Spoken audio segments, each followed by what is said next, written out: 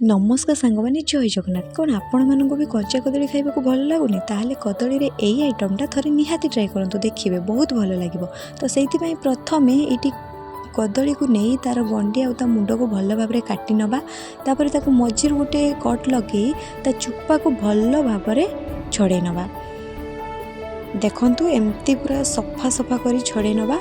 तापर ताको पूरा पतला पतला करी काटी नबा। एडी मोर कदली पूरा माने मु काटी नेली जमती काटिवा कथा। तापर गोटे बाउल रे पानी नहीं से हलदी गुंड पके काटिकी रखिथिबा कदली गुड़ा को पकेदेवा। एबे मु एठी आगरू अरुआ चाउल को बतुरिकी रखिथिली। एबे ताकू धोईकी मु एबे गोटे ग्राइंडर कप रे दे दोची।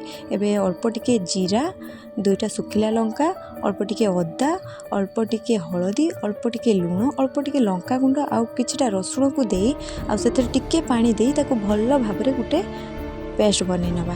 एडी देखंतु एई भलिया बनैबा बेटरटा।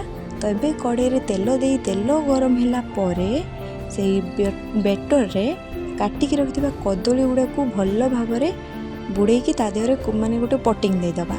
तो एबे ताकू भल भाव में फ्राए करिकी एपट सेपट ओल्टै दबा।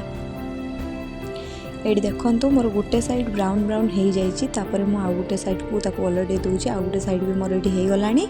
तो एबे ताकू मु काढ़ी नौची। एबे मोर पूरा रेडी हो गला क्रिस्पी क्रिस्पी कदली पिठौ बरा।